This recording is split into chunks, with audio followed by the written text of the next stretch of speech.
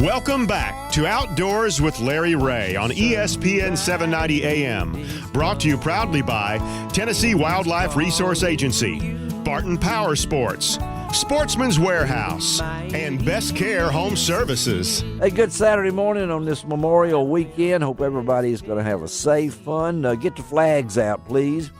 Display those flags this weekend. We really need to show our love of our country, and this is one of my favorite weekends. It's also the birthday on May 30th of my late uncle, who was at Normandy and the Purple Heart and all these things. So I look forward to this weekend. A lot of folks are going to be fishing. A lot of folks are going to be on the water this weekend. I can't think of a better guy to talk fishing with than John Murray, who I just moved from Arizona to Tennessee within 10 minutes. So there you go right there. Out of the metropolis of Spring City, Tennessee, is John Murray. Good morning, John.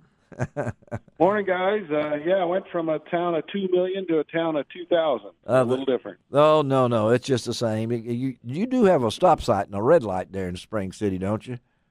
I think there's one. Yeah, there's one or two. You think, man? You better find them. It's actually a real city. It is. I know it is. And, John, I know the long career. A lot of folks out there, of course, know you from the longevity. And to me, that's one of the important things about this. And Ron Wong is in here. He's going to ask you all the technical questions. I'll ask you the goofy ones here. But participate in this sport since 1985. I'm not aging you, John, but I'm just saying a lot of folks don't realize the part of the body that gets tired after so many things. How have you been able to do this for over 20 years, 25 years?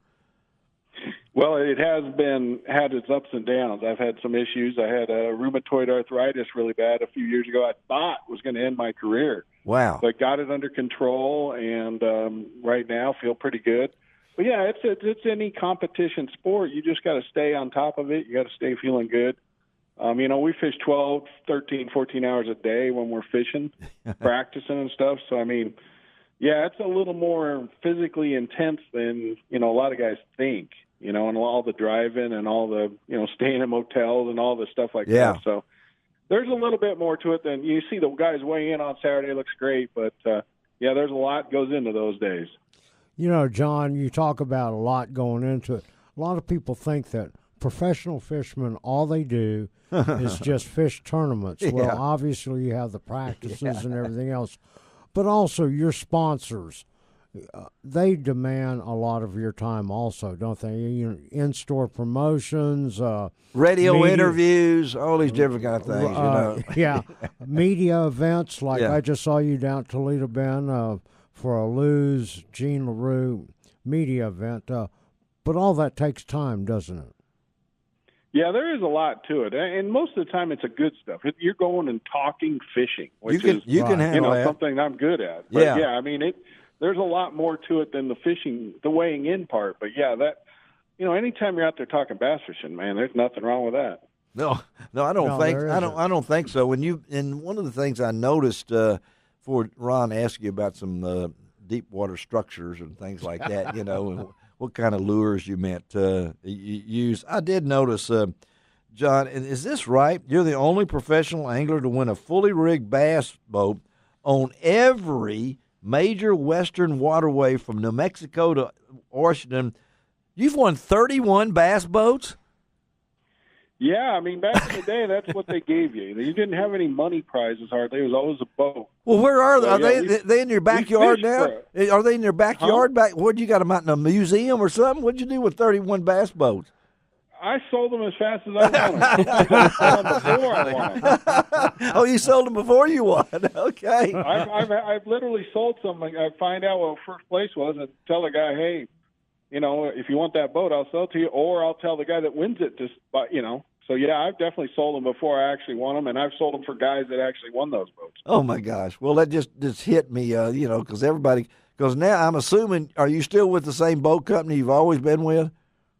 I've been with a few, but I've been with Ranger a long time. Yeah, there you go. I've won a lot of Rangers, and those are always the easiest ones to get rid of because everyone wants a discount on a Ranger boat. But, that's what I've been with a long time. And I know the boats have changed since you cranked it up in 85, hadn't they? Wow, you can't even buy a motor now for what you could get a fully rigged bass boat. Oh, back then. absolutely. So, yeah, the prices have skyrocketed, and it's totally different world.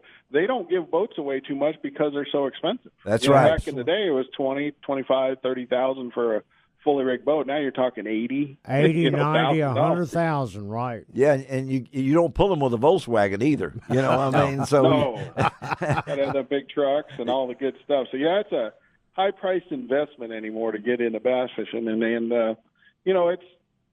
it's good and bad. I love the advances we've made in the sport, but yeah, it definitely has got a little cost prohibitive to a lot of people. Yeah, John. First of all, failed to mention. Congrats on your win, that's your right. recent win there on Toledo Bend, if I remember correctly, on the elite tournament there. I know it was quite satisfying to you. But one of the things I was reading was you essentially fished one spot throughout the tournament there. That wow, it was a spot that you had fished before in other tournaments. Tell our listeners. How did you go about winning that tournament? What did you use and that kind of stuff? Well, it's one thing about a really big reservoir like Toledo Bend. It's 80 miles long. It's got creeks that are bigger than most lakes in places. So it's just huge. I've literally never seen the whole lake, and I fished it for quite a few years. Mm-hmm. So I've picked one stretch that has basically it's got a big spawning cove, and then a giant one, and then a giant ridge that runs all the way out to the middle of the lake, so it has a lot of variety. And I've just chosen to learn that area really well instead of running all over the lake. Mm-hmm. Every time I run around Toledo Bend, I do bad. So I picked that one area. I learned it real well. Mm-hmm. And this time there are some big ones on one of my spots there. And, I never have anybody fish around me. I never have in the past. So it was sort of nice to have all those fish to yourself. Wow. And to get the one spot, I tell you what, when you get one spot in Toledo Bend, it better be right. Yeah. And to knowing those things. Again, we're talking to John Murray, professional bass angler he's been on the FLW and he's been on the BASS. That's a major thing. I don't know how you juggle the schedules. We were just talking to Melinda Mize Hayes about her trying to juggle the schedules. The juggling is it's just part of the act, isn't it? Well, they don't let us fish both anymore. We used to fish both, but now they have on top of each other. But I still fish, some Costa Series or stuff like that. Yeah, when they fit in. Right. So, but your schedule is so busy. I mean, it's packed. And usually, like I said, between media events and store openings and stuff like that, there's always somewhere you need to be. So It's nice. I got a nice Memorial Day weekend to sit back and enjoy my family, so I'm going to enjoy it. Awesome. Hey, John, you now fish Lou's products, and you also fish Gene LaRue. And with Gene LaRue, you were instrumental in helping them design the Magnum Tattletale Worm. Oh, I love that name. Magnum Tattletale Worm. Tell our listeners about that Tattletale Worm that you tattletale help them design. Well, we started out with a finesse worm, a 6-inch worm that's just good all-around worm, catches a lot of fish, has the patented little Gene LaRue tail on the back. Mm-hmm. I wanted a worm that combined a straight tail with a curly tail and had a little bit of movement, but not too much. So that's where we came up with a tattletale. And now we have that 8-inch version that's just nice and bulky, and just a bigger, you can use a bigger hook, bigger line, and it's a really good, tournament type worm. When you want to catch those bigger fish, and actually, the first term I used it in was Toledo Bend, and the second day I caught half my fish on that worm. So I know it's working right. I know it's got the right size, and that's the key. I wanted a worm that has a lot of action, that I don't have to do a lot to. I don't have to do a lot to get a lot of action, and that's what that worm does. Well, and you talk about that worm. Most recently, our friend Andrew Upshaw won a BFL tournament on Toledo Bend, I believe it was, weighing 30 pounds of fish on that tattletale worm on a hardhead. And that's the thing. There's no right or wrong way to fish it. Yeah, there's different ways to fish it, isn't there? You drop shot it. You can throw a hard head. You can throw a Neko rig. You can do a lot with that worm and catch fish. I actually used it weightless the other day and caught them just with a hook in it, like a Senko or something, and worked well. So, Wow. Those type worms, you got to have worms that are versatile, do a lot of things, have a lot of good action, and that's nice to hear. It's already been part of 2 big wins on Toledo Bend. It's only been out about a month and a half. Wow, that's one of the things. Again, we're talking to John Murray out of Spring City, Tennessee, which is located near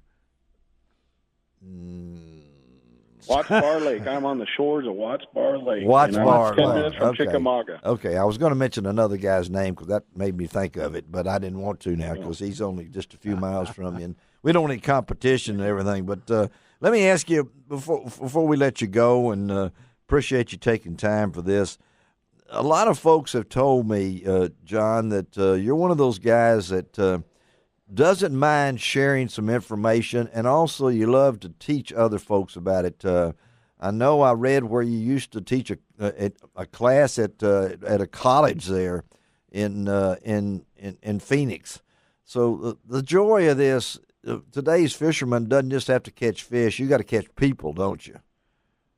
Well, you got to teach people. I mean, fishing is a fun sport, but it's more fun when you're catching them. Yes. So yeah, I taught a college class at the community colleges in Arizona for 15 to 20 years, and it was actually the biggest non-credit class in both those schools. Oh, God. And it just really introducing people to the jargon of bass fishing. I wanted to tell them the lures and stuff.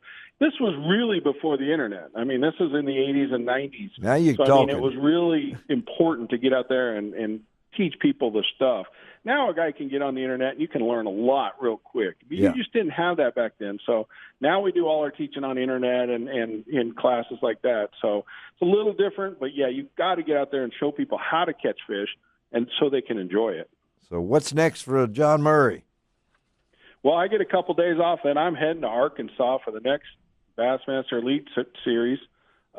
So, yeah, we're going to be on Lake Dardanelle, which is a tough place, got a lot of flow going through it right now, but looking forward to get over there. It's always been a good fishery, and then we make the northern swing up through Champlain and Thousand Islands and St. Clair, and those are the places I can't wait to get to. So Yeah.